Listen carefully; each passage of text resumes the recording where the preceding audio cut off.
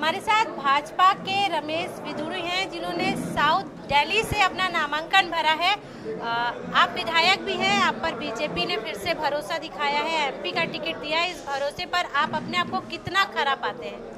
देखो, हर व्यक्ति अपने आप में खरा समझता है। खरा तो जनता की नज़रों में उतरना चाहिए, और शायद पार्टी ने यही सोचकर मुझे टिकट दिया है कि शायद जनता की नज़रों में मैं खरा हूँगा। ऐसा नहीं है जो हमारी पार्टी बहुत टिकट नहीं ले पाए वो बहुत खरे नहीं है, लेकिन हो सकता है मेरे से बेटर भी हो सकते होंगे। लेकिन चुनाव लड़ने की मानसिकता से जीतने की स्थिति से कि मैं पिछली बार लड़ा हूँ, तो क्षेत्र के बारे में मेरा परिचय है लोगों में, इसलिए शायद मुझे दोबारा पार्टी ने टिकट दिया है। अगर आपके क्षेत्र की बात करें तो बहुत प्रबुद्ध लोग रहते हैं, बहुत बड़ी बड़ी कॉलोनियां हैं यहाँ पर, तो उनको आप कैसे अपनी तरफ करेंगे? क्योंकि यहाँ पर आपके पास वो मुद्दे नहीं कि आपको हम बिजली दे देंगे, आपको हम खाना दे देंगे, आपको हम और बाकी चीज़ें दे देंगे। मतलब जो मूलभूत सुविधाएं वो सबके पास है, उसके अलावा आप क्या देंगे? नहीं, मूलभूत सुविधाएं तो नहीं है। यहाँ पीने को पानी नहीं है, सड़कें टूटी पड़ी हुई है, झुग्गी झोपड़ी के लोग नरक भोग रहे हैं, अनऑथराइज्ड कॉलोनी में लोग। जो मूलभूत सुविधाएं हैं उनसे 15 साल के कांग्रेस के शासन के कारण लोग वंचित हैं, और 10 साल के यूपी के शासन के कारण भ्रष्टाचार से और महंगाई से लोग अपनी मूलभूत सुविधाएं नहीं प्राप्त कर पा रहे हैं। तो कांग्रेस के कुशासन के कारण लोगों ने वोट मोदी जी को प्रधानमंत्री बनाने के लिए इस बार भारतीय जनता पार्टी के फेवर में देना है। मतलब कि मोदी को पीएम बनाना है, इसलिए रमेश विधुड़ी इस क्षेत्र में लोगों से वोट मांग रहे हैं। बिल्कुल, मोदी जी को पीएम बनाना है। ये देश के जनता के बच्चे, नौजवान, माताएं, बहनें, सबकी मन की इच्छा है, सबके दिलों में मोदी है।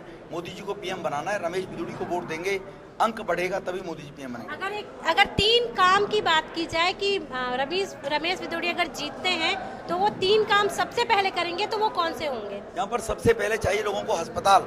30 लाख की आबादी में एक भी सरकारी अस्पताल नहीं है। उसके बाद चाहिए पीने का पानी। हरियाणा पानी छोड़ता नहीं है, सरकार कुंभकर्णी नहीं सोती रही 15 साल से। पीने का पानी 8 असेंबली कॉन्स्टिट्यूंसी में नहीं है।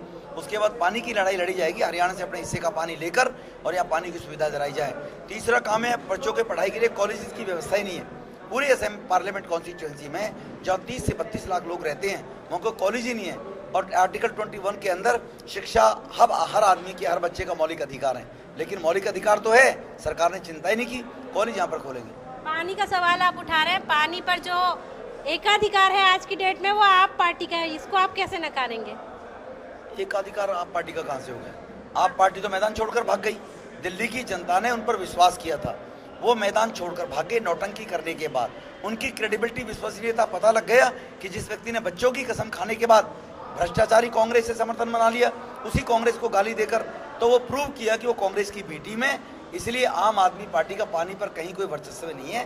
पानी साउथ दिल्ली के अंदर है ही नहीं, और आम आदमी पार्टी के लोग वर्चस्व, पता नहीं आपने कैसे कह दिया, मेरी सुनने नहीं आया। खैर, आपकी सोच मुझसे बेटर रही होगी, कहीं ना कहीं आपने देखा होगा। लेकिन पानी दिल्ली में शॉर्टेज है, हरियाणा से हमारा पानी मिलना चाहिए, वो मिल नहीं रहा है जी। यानी कि आप मानते हैं कि फिलहाल जो कांग्रेस है वो बैकफुट पर है, और आप पार्टी को उसने आप लोग के सामने कर दिया है? नहीं, कांग्रेस तो जनता ने मार दिया, और अब आम आदमी पार्टी को जनता मारने वाली है। जो कहा उन्होंने, जो वायदे किए लोक लुभावने आम आदमी पार्टी ने, उनको पूरा करने की बजाय और मैदान छोड़कर भागे जन लोकपाल के नाम से। जबकि जन लोकपाल सबको मालूम है केंद्र में बना हुआ है, बगैर केंद्र की सहमति से नहीं बन सकता था। तो जो दिल्ली सरकार के करने के काम थे, मुख्यमंत्री के करने के काम थे, उनको पहले वो करने चाहिए थे। बच्चा एग्जाम देने के लिए ले जाता है, माँ पिताजी और गुरु उसको कहते हैं कि बेटा जो आसान सवाल है पहले उनको पुटअप करना आंसर के रूप में, लेकिन उन्होंने आसान सवाल छोड़ दिए।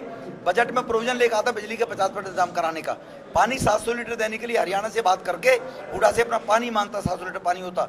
अनधिकृत रूप से जो कॉलोनियां बसी हुई हैं उनको पास करने का काम दिल्ली सरकार का था, डेवलपमेंट कराना।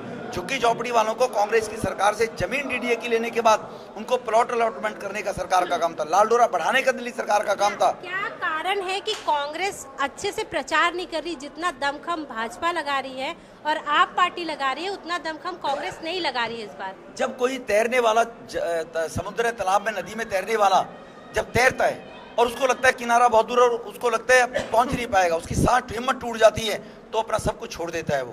कांग्रेस डूब गई, दरक गई, कांग्रेस को मालूम है।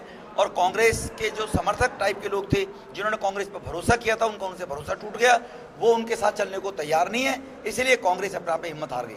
चलिए, अगर एक संदेश की बात करेंगे तो लोगों को क्या संदेश देना चाहेंगे आप? मैं तो यही कहना चाहूंगा देश की जनता से कि जिस प्रकार से गुजरात में मोदी जी ने विकास किया है, जिस प्रकार से तुगलकाबाद विधानसभा क्षेत्र के लोगों ने हमें बार बार विधायक बनाया है, हमने वहां पर डेवलपमेंट करा है। देश में राष्ट्रीयवादी शक्तियां मजबूत हों, बेरोजगार को रोजगार मिले, महंगाई पर अंकुश लगे। इस बात को लेकर देश की जनता ने इस बारी भारतीय जनता पार्टी के पक्ष में मोदी जी को प्रधानमंत्री बनाने के लिए वोट देना चाहिए। तो मोदी फॉर पीएम का जो फंडा है वो रमेश चौधरी भी मान रहे हैं, और साथ ही वो ये भी चाहते हैं कि विकास के मुद्दे को लेकर लोगों के सामने जाए, क्योंकि यही एक मुद्दा है जिस पर लोग बीजेपी को वोट करेंगे। कैमरा पर्सन रघु के साथ नीलम शुक्ला, TSN न्यूज़, दिल्ली।